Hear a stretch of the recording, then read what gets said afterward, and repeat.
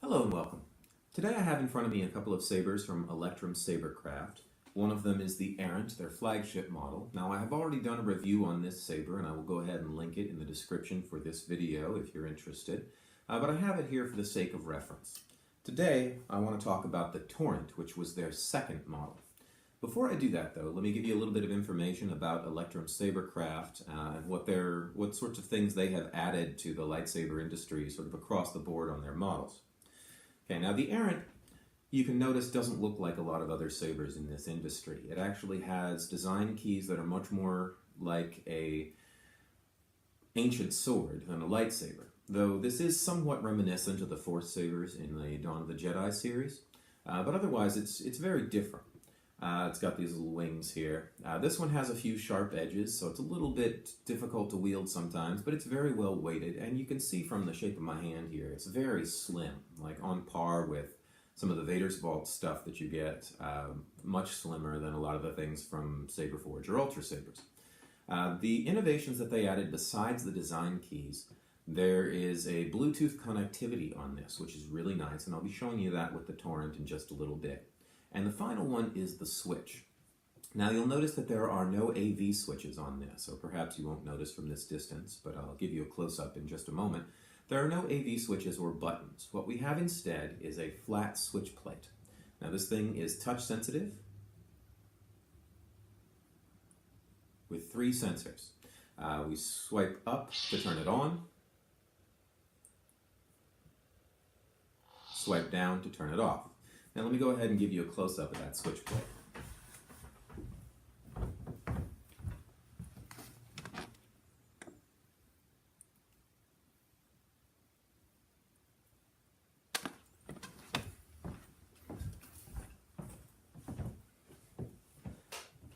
Now that is definitely something different, and you notice the switch plate is flat and inset into the hilt. It's a little bit tricky to learn to use the switch plate, especially on the original models. I'll talk about the difference between the original models and the new models in just a moment. But it takes a little bit of learning to get to, it takes a little bit of practice to get that switch plate down. So now let's talk about the Torrent and what has changed. You'll notice one thing about the Torrent. No sharp edges. No sharp edges at all. This edge up here is actually rounded. So is the edge on the pommel. This part right here that looks like it's a layered shroud is not a layered shroud. It's one piece that has been really nicely beveled around the edges, so this whole thing is very smooth. All right. We have a very narrow hilt. It's hard to appreciate how sleek this is based off of perspective here, but the smallest hilt that I own is a Vader's Vault Tempest, smallest one I've ever seen, really. And if you were to take about this much off the end, you would have a saber that is about the same width and about the same length as the Vader's Vault Tempest. All right, so very small, very sleek, pretty well balanced as well. You notice or you may not notice, but I'll show you. The balance on this is just above the emitter. Now I have on this a 32-inch mid-grade blade. This is actually a black unstable dueling blade from Ripper Blades, but if I put my hand just at the end of the shroud, just on the blade, that's the point of balance, which makes this thing really a dream to spin. It spins very quickly. I'm actually going to be shooting a separate review for performance where I talk about how this handles. Right now we're just dealing with the features. So, sleek design. We still have that same backlit switch. This is actually one of their other switch designs. One thing that they started offering after the original flagship run was they started offering switches in different colors. The original was sort of that amber circuit board. Now they offer them in black and red and blue, and I think that's silver. I think there's a silver.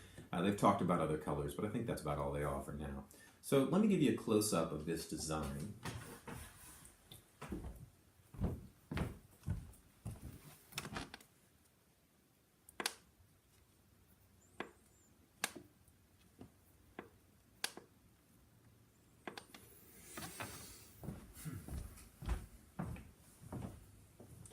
Alright, so that's the Torrent. And another thing that you may have noticed about it, whereas on the Torrent the switch was flat and inset into the hilt, on the Torrent they have bent the switch to make it flush with the whole outside of the saber, so there isn't even an edge where the switch comes in. Now let me go ahead and turn this on.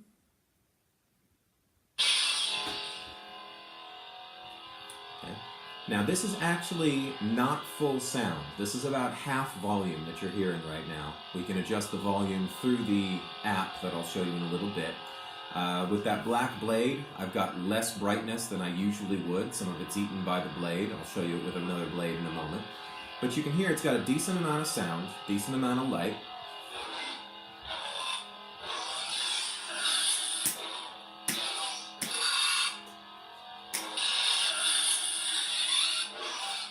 Okay, that you just saw was called their auto lockup feature.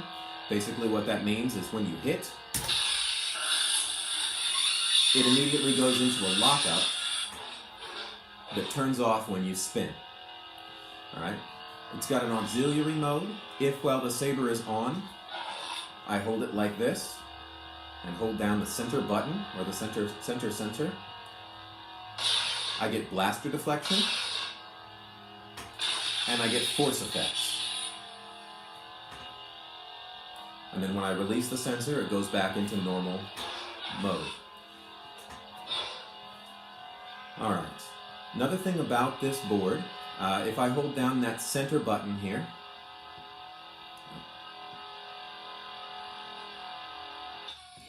it goes into the board menu as long as the Saber is horizontal. If it's vertical, I get into that blaster, deflect, and force effect. This way, all the lights come on, and I cycle between blade colors with the top sensor.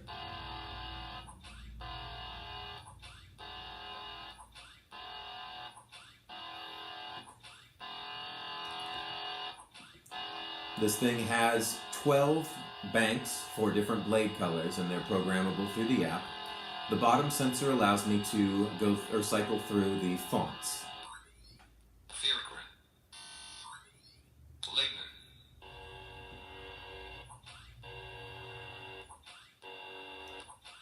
Oh, there we go. Mantle of the Force. Heart of the Guardian. Seagill. You're in fire. Crystal Focus. Next door. Okay. To get out of the auxiliary menu, I hit the middle button again, or middle sensor rather, and then I'm back in regular mode. Alright, so that was a little bit about the functionality. So it offers a lot of features. You notice the sound banks on there. Most of those were the proprietary sounds that are available through Electrum Sabercraft, but one of them, Crystal Focus, was something that you usually get with Plexter boards. Now, the diadium board, wait for my clock to finish there.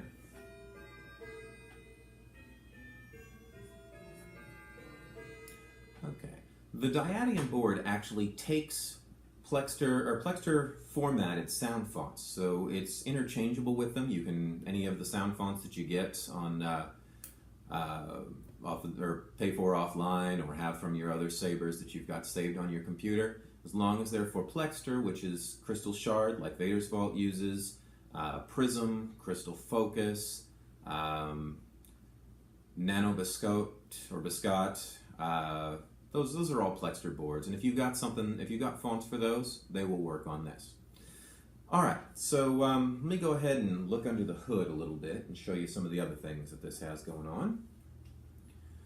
The pommel is attached with a set screw, just like in the other models.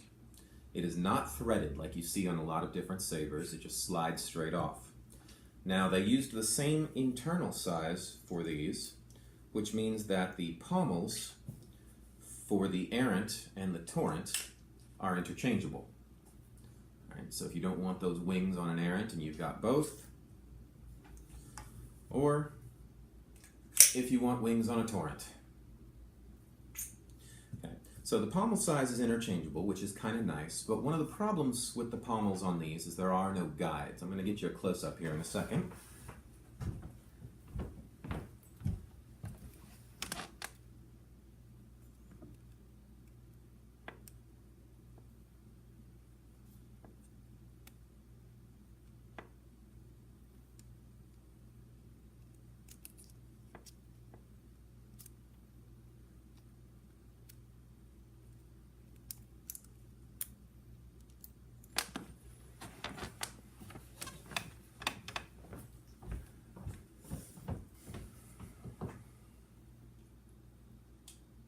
Okay, now the first thing that I was showing you there was the little scars or marks on the internal where the set screw to hold on the pommel is placed.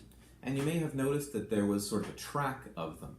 Now that's because it's kind of difficult to get this pommel on straight. You have to sort of eyeball it, and you're not going to get it back on the same way very easily multiple times.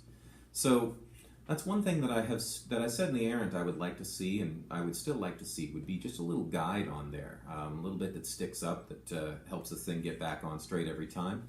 I suppose the upside of not having that guide is if you want the pommel facing the opposite direction or sideways, you can customize it however you like. But at any rate, pommel slides right off. The other things that I was showing you there is a micro USB port right here. Now this is a standard micro USB, so it's probably something you have around for a cell phone. This is how it charges. There's actually a little indicator light, or LED, on the board just beneath this. When you plug it in and it's charging, that thing will light up green. When you actually turn the Saber on and you have the pommel off, there's a little blue LED, or accent LED down there. I'm not real certain what the purpose of that is, but it's down there. But that's the charge port right there. All right, the other side I showed you the micro SD card. It's very similar to what you're used to on other Sabers. You push it down, it pops up. You can put it in an adapter, stick it in your computer, and load additional fonts onto it. All right, the settings for the blade and the colors, those are not controlled on that SD card. That is just fonts. So unlike a lot of other Plexter things where you set the LED colors that you're going to be cycling through off of that SD card, that's not the case on this one. Okay, and the last thing that I wanted to show you down here, you may have seen me fiddling around with the wrench. Just above the micro SD, there is a little kill switch on here. I'm going to talk about battery life on these things in just a little bit, but that kill switch, if you hit that, it shuts down the board entirely. Okay, I shut that again. It's very small, and you have to use a wrench or some sort of tool to get to it. But I turn that back on. The board boots up. The LEDs start to flash. They all come on. And usually the Saber turns on all by itself as soon as you flip that switch. Okay, so there we go. Actually, while I've got this, let me go ahead and show you that little blue accent LED I was talking about.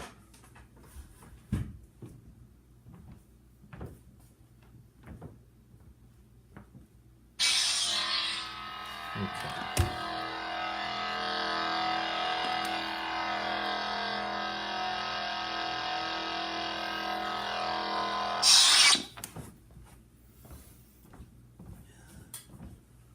So that same spot that you saw blue right there turns green when it's charging. But that's pretty much the Saber as it exists. You can see that it's got a chassis in here as well. The chassis has changed a little bit. It's now branded with Electrum Sabercrafts, and it's got a little note on it that says, please do not remove this chassis. So apparently they were having problems with that. But it's got little clips right here just in case you want to defy them. It is removable. They just don't recommend it, so I'm not going to recommend it. But very slim board fits in here, pretty accessible, a lot of features that you're used to seeing. Let's talk about some of the ones that you're not. Oh, one other thing that I forgot to mention here. In the newer models of these, you're going to stretch right there in front of the camera. Keep going, keep going. Okay, it's a cameo from Tech. All right, one of the other features of this, they are now offering CoverTech wheels on these things. And the CoverTech wheels just clip or just screw onto the pommel right there. If you're not familiar with CoverTech, they go with a CoverTech clip system like this. They came with the original Master Effects Sabers, and a lot of other Sabersmiths have these. Clips right in, secures, side buttons release, comes right off, and you can wear it on your belt. So they started offering these. They didn't originally have them. For spinning purposes, I find it catches my hand, so I tend to leave it off. I just have it here for demonstration at the moment. All right, so let me put this back together, and we'll go over some of the customization features.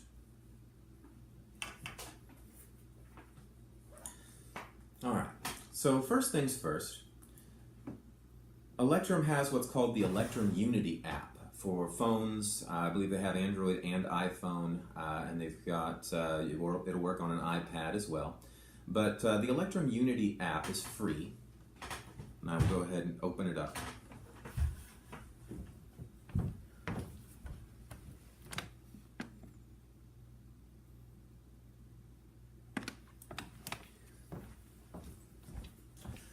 It scans the area for sabers in range, and it's got settings for the app itself. When you power on a saber within range, I will show you that.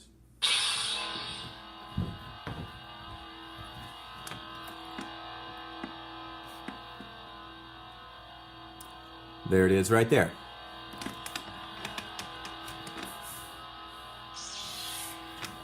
If I power on 2, there are 2.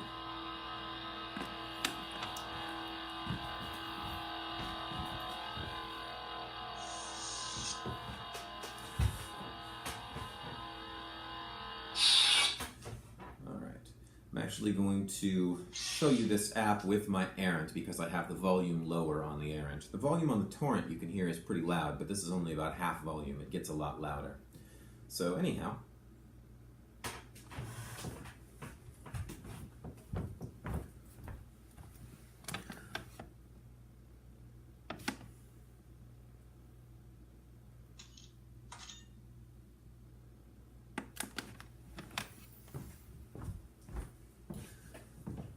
alright, so when you hit to configure, the Saber makes a sound as it is hooking up to the app. And at the top of the app, you get the battery power, you get a picture of the Saber. Now the Saber picture always looks like an errant. They don't have it updated to be able to update the picture based off of the Saber that you have. But it gives you the battery power, and it gives you the connection strength to the Saber so that you can tell how, well, basically like a phone connection. Underneath that is a master volume switch.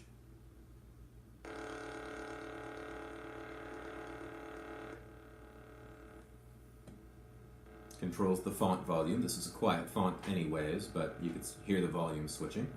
It has user profiles, I'll talk about in a second. Blade settings, which is where you control the color. Let me show you that. Okay. So for each font, or for each one of the 12 color banks, the options that you have are flicker and pulse, and you can set the color to any color using red, green, blue, white. So right now, this is solid green. Let me make it a purple.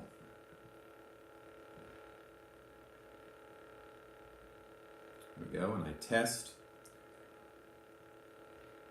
Set it back to green because that's where I want it. Okay. And the top score is the bright volume, and if you've got a flicker, the bottom color is the color that it will flicker to. So for instance,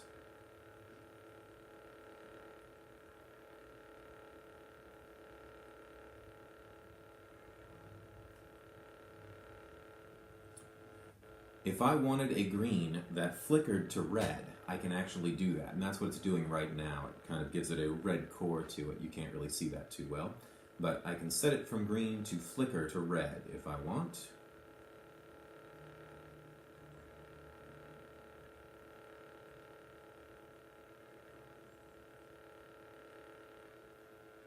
Put it back to my more solid green now. Alright, now one thing that I forgot on my original review of this thing was that the blade flicker, the way that they have it set, syncs itself to the bass on the sound font, which means that the more bass you have, the tempo of the bass, the Saber flicker is going to be different, and it's going to be auto set. What that also means, though, is that if you turn the volume all the way off, the flicker goes away because there's no bass on the sound font. The other option besides the flicker is a pulse option. Now the pulse option is what you saw on the Torrent earlier, but let me go ahead and get you to one on here.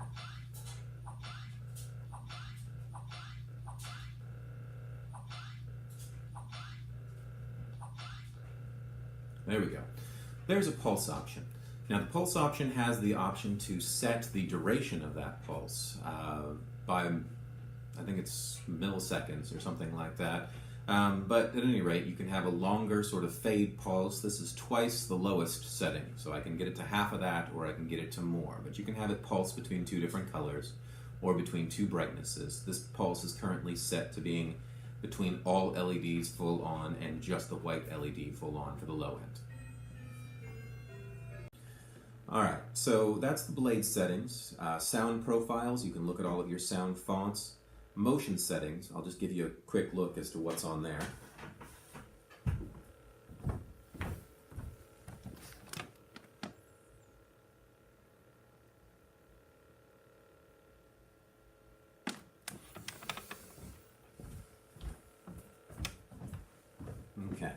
We have a minimum motion start detection, minimum motion end detection, swing interrupt speed, swing strength detection, stab angle, auto lockup, which is that feature I showed you earlier. This saber has it turned off. This saber has it on. And clash on spin. The clash on spin means that if I have that turned off, as long as the blade is spinning, it's not going to trigger the clash effect. If it's on, you can clash while spinning, which means if you give it a toss and you catch it, it'll clash. If you turn off the clash on spin, it won't. So we've got the clash on spin, we've got clash blade flex, and clash impact threshold. So some of the same features that you're used to in other sabers in terms of motion sensitivity and the like. But that auto lockup and clash on spin is something different in particular to this. So we have motion settings. We can password protect these things. We also can give each saber a name. You notice that when I had it loaded up with two different sabers showing, they each had separate names. This one was called Torrent, this one was Anger Vodal, which is a sword from Legend. And I also have the ability to power off the saber from the menu. Alright, so that's the app. It's really useful, and the connectivity on Bluetooth is really nice, even just to check the battery power. But let me talk a little bit about some problems that these things have. And I know this video is already getting pretty dang long, but there's a lot to go through, and I'll try to be brief when I do the next one. The Torrent, they've changed the sensitivity on the switch. So on the Errant, or on the original models of the Errant, the switch was kind of difficult to turn on and turn off at some points. You had to get the hang of it. On the Torrent, it's a lot more sensitive, and as I understand it, they've made it so that it only has to trigger 2 out of the 3 in order to make the connection for the power up or power down. There's a sensor in here that prevents it from powering down while it's in motion, which is good, because that means otherwise it would shut off accidentally while you were using it. The sensitivity, though, does mean that it will turn on accidentally sometimes while you're using it. I don't know if I can intentionally do an accidental turn on here, but okay, I can't intentionally do an accidental turn on, but I have had this where I've just had it hang on a belt and I pull it up and the thing turns on just by having my hand do the right thing on that switch. It's just a little bit overly sensitive at some points. Now that's something that you can work with. The other deal with the oversensitivity is sometimes the oil on your fingers or moisture in the air will cause one of the sensors to stick down and one of the lights will stay on for a bit. Usually if you wait a bit, that goes away and the light switches itself back off again, but that sensitivity has led to that sort of thing. So that's one downside, and I don't know if that's partly the result of bending the board or of this switch design, but this switch tends to be a little bit more temperamental than some of the others. Now, wait again for the clock.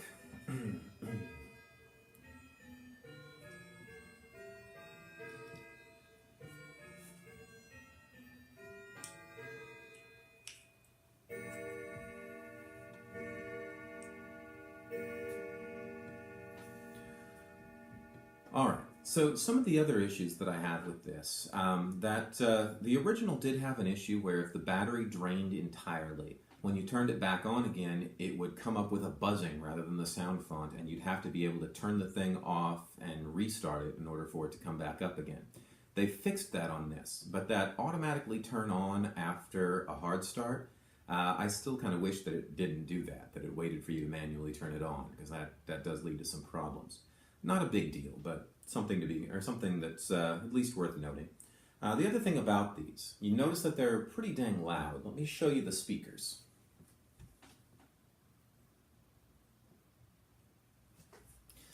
Okay, that slim thing in the middle is the board. The bigger things on either side of the board are 2 speakers. Now these are flat speakers, kind of like what you'd get in a phone or on a laptop. And there are 2 of them, and they're loud. But what you're sacrificing a little bit of with that flat design is you don't quite get the deep bass that you get if you've got a saber that has like the one big speaker, which are what most of them are using. So you get volume, but you sacrifice bass a little bit. But it is a lot more economical inside the hilt. the slight loss in base and the kill switch issue and the switch sensitivity are most of the issues with this. There's one other that I wanted to cover simply because it is an issue with the Electrum Sabercraft Errant, and that actually it is an issue with all the Electrum Sabercrafts, and that is accessibility, especially of the recharge port. Now, these things, the battery life on them is not as great as it could be. And a lot of this has to do with the fact that this thing does have a sleep mode. If it's inactive for, I think they told me about 5 minutes, it goes into a sleep mode, which is a low power mode. You can actually tell when you open the thing, or when you hit a button on the thing, if it's been in sleep mode, it flashes a little bit first to wake up. At least that's what I've noticed. But the problem with it is if you're carrying it around all day, for one, it's a sleep mode, not a deep sleep mode. So some of the Sabers that have a deep sleep mode go into pretty much 0 power consumption.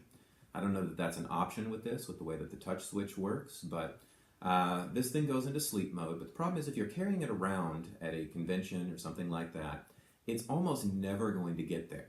The switch is very sensitive, and sometimes if you just touch near the thing, it actually indicates pressure on the switch, which will wake it up out of that deep sleep mode. That means that the board is going to be active most of the time, and eventually it's going to suck the power down. So if you have this thing out for a day of spinning or trooping or something like that, you're going to find that by the end of the day, you're probably dealing with a Saber that's running very low on battery power. Good news is that if you have a phone with you, you can always check the power or the power level on it. The other part of the bad news is that once these things get to be low power, that phone reading becomes a little bit iffy. I've noticed that when mine get anywhere below 30%, the reading will fluctuate rather greatly from like down to 10 to 30 to somewhere in the middle. It doesn't really give an accurate reading under 30%. At least that's what I've noticed.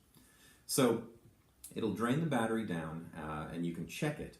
But in terms of ease of plugging it in, you notice that in order to get to that switch, in order to recharge the thing, I had to unscrew the pommel and have it off the entire time it's charging.